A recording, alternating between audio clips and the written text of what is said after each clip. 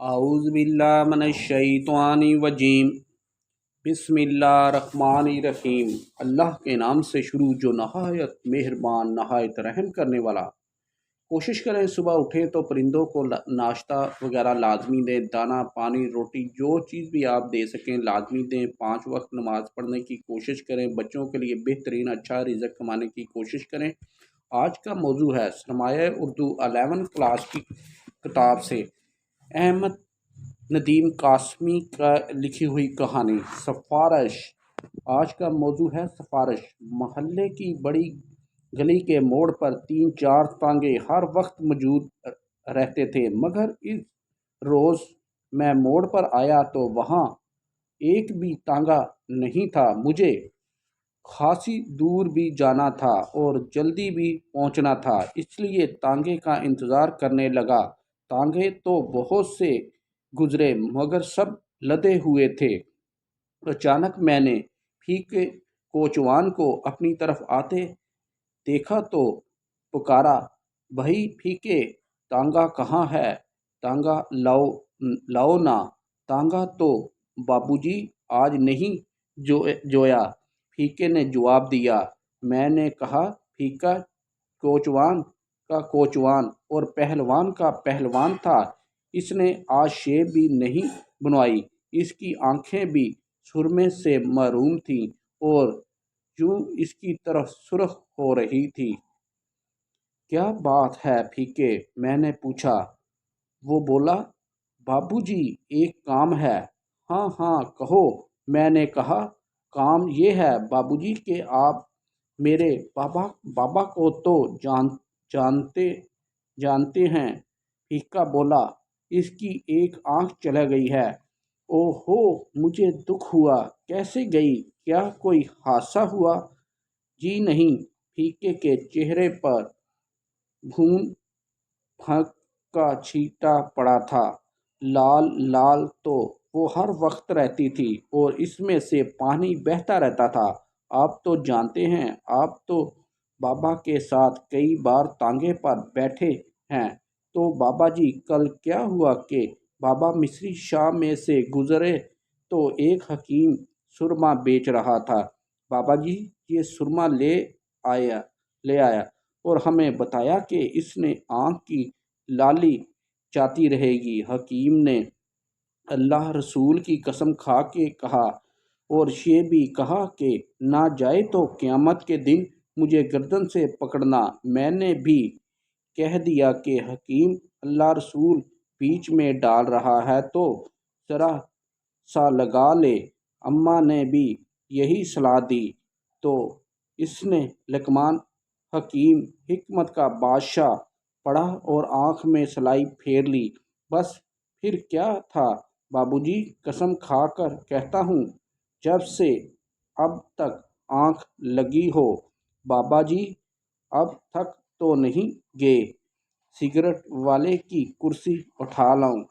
इस वक्त फीका मुझे ऐसा लगा जैसे इसके चोजे चंगे सीने पर गुड्डे का हैरान सर रखा है।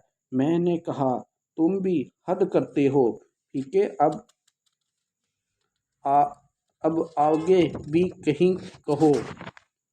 कहीं कुछ कहो। फीके की आंख में ममनूनियत की नमी थी। वो बोला, बस बाबा जी, खुदा आपका भला करे। रात तो चीख चाह के गुजार दी। फिर सुबह को मोहल्ले के सारे कोचवान इकट्ठे हुए तो इनमें से चचा शीदे ने कहा कि ओस के डोडे पानी में उबालो और इसी पानी से आँख धो न धो लो।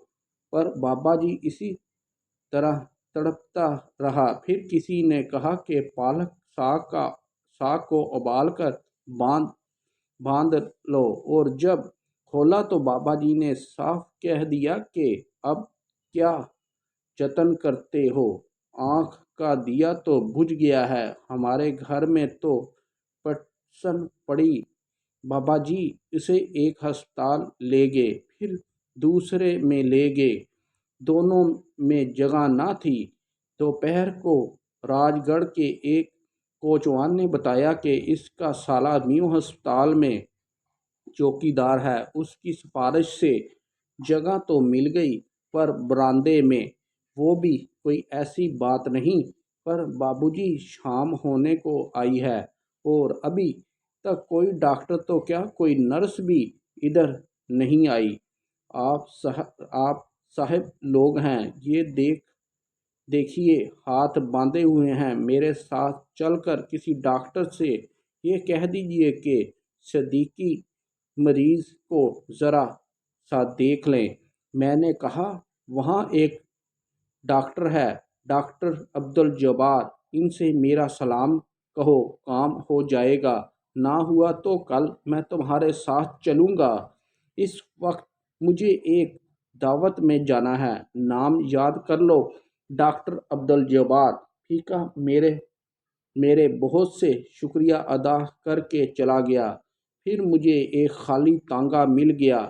مجھے تانگا میو ہسپتال کے صدر دروازے کے سامنے سے گزرا تو میں نے دیکھا کہ پھیکا ایک چوکیدار سے باتیں کر رہا ہے۔ ظاہر ہے کہ ڈاکٹر جبار کا پتہ پوچھ رہا ہوگا۔ ایک بار جی میں آئی کہ ہسپتال جا کر جبار صاحب سے کہہ دوں، مگر اب تانگا آگے نکل گیا تھا اور مجھے پہلے ہی دیر ہو گئی تھی۔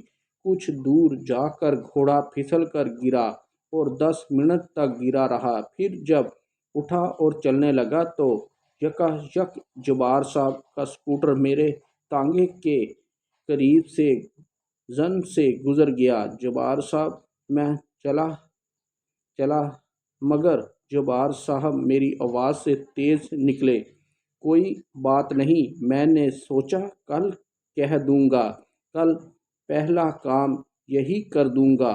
رات کو میں گھر واپس آیا تو معلوم ہوا کہ پھیکا کوچوان آیا تھا کہ کیا اور کہہ گیا کہ بابو آئیں تو مجھے بلا لیں۔ میں نے سوچا اس وقت کون بلائے، جبار صاحب ہسپتال ہی کو جا رہے تھے اور پھیکے کا کام ہو گیا تو شکریہ صبح قبول کر لوں گا، اور اگر کام نہیں ہوا تو جو بھی کوشش ہوگی صبح ہی ہوگی۔ صبح کو ابھی بستر سے نہیں نکلا تھا کہ پھیکے نے دروازہ کھٹکایا۔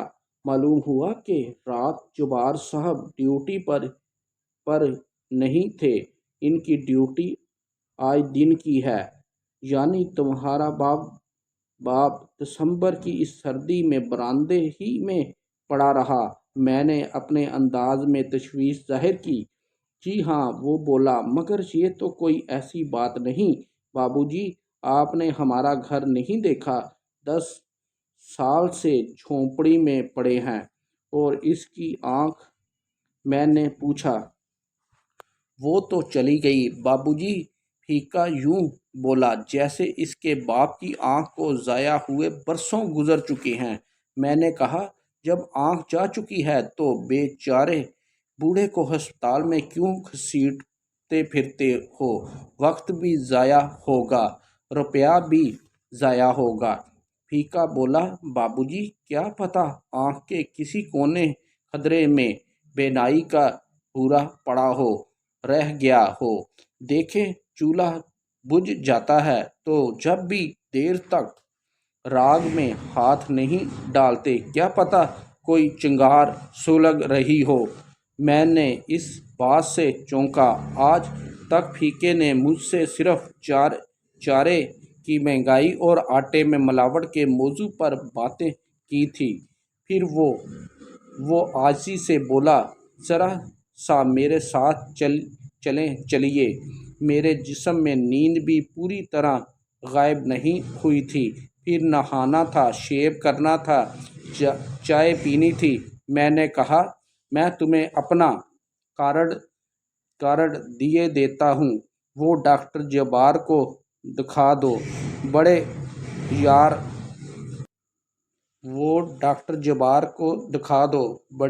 یار آدمی فٹافٹ کام کر دیں گے۔ تمہارا باپ ایک بار وارڈ میں چلا جائے، پھر علاج کے لیے تو میں خود جا کر کہوں گا۔ وہ مجھ سے کارڈ لے کر یوں چلا جیسے دنیا جہاں کی دولت سمیٹ لی جا رہی ہے۔ میں نے کارڈ پر لکھ دیا تھا، جبار صاحب اس کا کام کر دیجئے، بیچارہ بڑا غریب آدمی ہے، دعائیں دے گا، اور مجھے یقین تھا کہ کام ہو جائے گا۔ ڈاکٹروں کو صرف اتنا ہی تو دیکھنا تھا کہ آنکھ پوری طرح بجھ گئی ہے یا تھوڑی بہت رمق باقی ہے۔ میں دن بھر گھر سے غائب رہا اور پھیکا پھر میرے گھر کے چکر کاٹتا رہا۔ شام کو اس نے مجھے بتایا کہ جبار صاحب بیٹھے تو ہیں پر کوئی اندر نہیں جانے دیتا، کہتے ہیں باری سے آؤ، اور میری باری آئی ہی نہیں۔ گھٹنا پاجامے میں سے جھانک رہا تو باری کیسے آئے بابو جی؟ پھیکے نے مجھے ایک بار پھر چونکا دیا۔ نہ جانے پہلوان پھیکے کے اندر یہ احساس پھیکا اتنا برسوں سے کہاں چھپا ہوا تھا۔ میں نے وعدہ کیا کہ کل ضرور چلوں گا۔ اب تو شام ہو گئی ہے۔ دوسرے دن سویرے ہی مجھے شیخو پورے جانا پڑ گیا۔ رات کو واپس آیا تو معلوم ہوا کہ پھیکا آیا تھا۔ اس کے بعد 3 دن تک میں نے زیادہ وقت گھر میں گزارا مگر پھیکا نہ آیا۔ چوتھے روز میں نے گلی کے موڑ پر ایک کوچوان سے پھیکے کے باپ کا پوچھا تو معلوم ہوا کہ اسے وارڈ میں جگہ مل گئی ہے۔ اتنے میں پھیکا بھی آ نکلا۔ مجھے ذرا سی ندامت تھی، اس لیے جھوٹ بولنا پڑا کیونکہ پھیکا جبار صاحب نے کام کر دیا نا۔ وہ بولا، مگر بابو جی وہ تو مجھ سے ملے ہی نہیں۔ میں نے فوری کہا، میں نے انہیں فون کر دیا تھا۔ پھیکے کا چہرہ ایک دم سرخ ہو گیا اور اس کی آنکھوں میں ممنوعیت کی نمی جاگ اٹھی۔ جبھی میں کہوں نرس بار بار یہ کیوں کہہ رہی ہے، دیکھو بوڑھے کو تکلیف نہ ہو۔ پھر میں وہاں سے چلا آیا۔ میرے قدم آہستہ آہستہ اٹھ رہے تھے مگر ذہن میں جیسے شکست کھا کر بھاگا جا رہا تھا۔ رات کو نیند نے ندامت دور کر دی مگر صبح ہی پھیکا دروازے پر موجود تھا۔ بولا، آپ کی مہربانی سے داخلہ تو مل گیا تھا پر اب انہوں نے بابا جی کو کوٹ لکھپت کے ہسپتال میں بھیج دیا۔ یہ تو بڑا غضب ہوا بابو جی۔ آج میں اماں کو ساتھ لے کر گیا، 2 روپے گل ہو گئے، کچھ ہو سکے تو کیجئے۔ میں نے کہا، میں ابھی جا کر جبار کو فون کرتا ہوں۔ میں نے فون کیا بھی مگر ڈاکٹر صاحب مل نہ سکے۔ پھر مضرِ وقتوں میں بات ہو گئی۔ 5-6 روز بعد میں نے پھیکے کو دیکھا تو سوچا کہ نظریں چرا کے ساتھ والی گلی میں مڑ جاؤں اور وہاں سے بھاگ نکلوں مگر پھیکا لپک کر میرے پاس آیا اور بولا، بابو جی سمجھ میں نہیں آتا آپ کے کس احسان کا بدلہ اتاروں۔ جھوٹ نے میری ندامت کو کان سے پکڑ کر ایک طرف ہٹا دیا۔ واپس آ گیا نا تمہارا بابا؟ پھیکا بولا، واپس بھی آ گیا اور آپریشن بھی ہو گیا۔ جمعے کو پٹی کھل رہی ہے، دعا کیجئے۔ میں نے کہا، اللہ رحم کرے گا۔ پھر وہ جمعے کی شام کو آیا تو بولتے ہی زور سے رونے لگا۔ بابو جی غضب ہو گیا،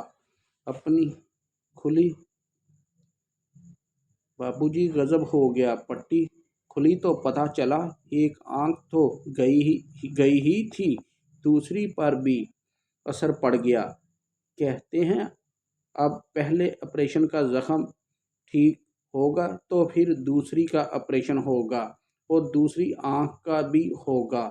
میں نے اسے تسلی دی اور اسے ساتھ لے کر سامنے کی ایک دکان سے ڈاکٹر جبار کو فون کیا، مگر بدقسمتی سے وہ فون پر موجود نہ تھے۔ پھر میں نے اس سے وعدہ کیا کہ کل جا کر ڈاکٹر جبار سے ملوں گا۔ وہ ہسپتال میں نہ ہوئے تو انہیں گھر میں جا کر پکڑوں گا۔ دوسرے دن میں جا تو نہ سکا، البتہ ڈاکٹر جبار کو فون ضرور کیا، پھر وہ غالب نہ تھے۔ ادھر فیقہ بھی غائب ہو گیا۔ شاید 2 ڈھائی ہفتے بعد دروازے پر دستک ہوئی تو شکریہ ادا کرنے نوکر نے آ کر بتایا کہ فیقہ کوچوان آیا ہے۔ میں نے بھی اسے کھڑکی میں سے دیکھ لیا، بالکل ہیلدی ہو رہا تھا۔ میں نے نوکر سے پوچھا، کیا تم نے اسے بتا دیا ہے کہ میں موجود ہوں؟